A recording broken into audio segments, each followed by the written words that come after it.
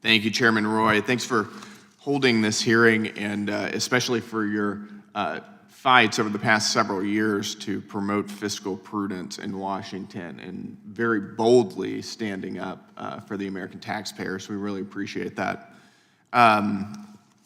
It's not surprising to me that our colleagues across the aisle are not in favor of a balanced budget amendment. It would obviously stop them from spending money on their top priorities, which we've learned this year, things like transgender surgeries for foreigners, DEI scholarships in foreign countries, left-wing media outlets like NPR and PBS.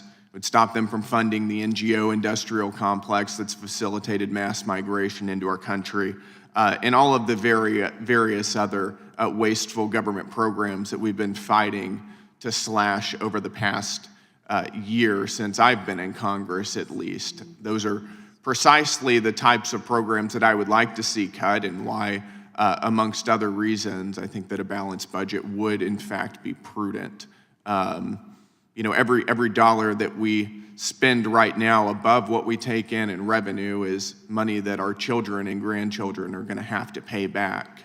And I, for one, don't want to, and I don't think that it is in any way moral to saddle my children, my son or my daughter, with debt to finance ridiculous programs as we have been.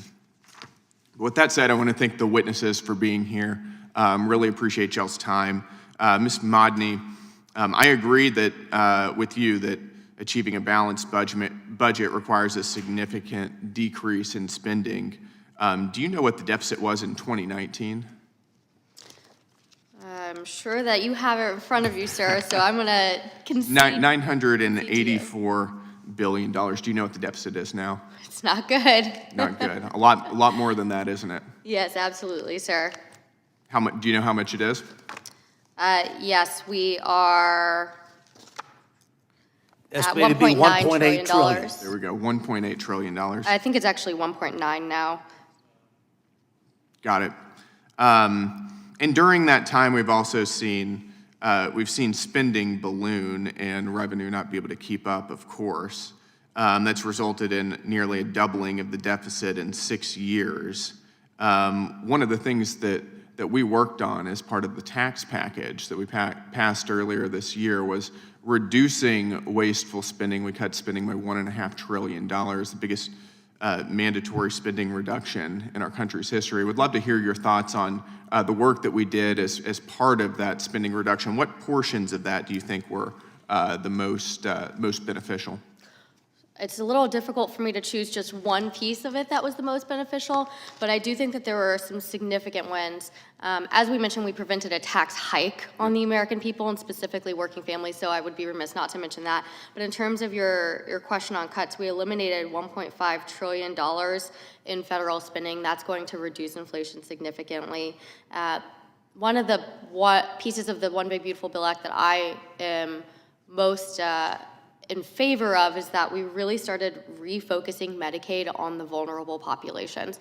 And that included reforms that reduced the ability of Medicaid dollars, federal dollars from taxpayers, because of course it's the taxpayers' money, not the government's, from going toward illegal immigrants.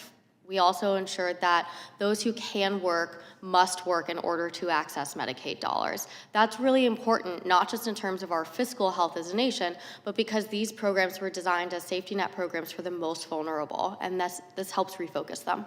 Yep. And there's been some talk, and we've discussed possibly doing a second reconciliation bill. What are a few policy ideas that you think we should particularly focus on if we do go in that direction? I'll stick with the Medicaid theme for a little while, sir. One thing that we could do is lower or eliminate the federal match assistance percentage floor. Right now, there's a statutory floor of 50%. We could reduce that so that states who, under the formula, would receive less from the federal government that could save us $400 billion. We could also repeal the Medicaid FMAP increase to the states that initially declined expansion. That would save us over $13 billion. Another option would be reducing the enhanced FMAP match for expansion populations that was from the Affordable Care Act. This, of course, is what gives the able-bodied working age adults $9 for every $1 for the traditional population. If we did that, it would save $700 billion. Thank you, Ms. Bodney.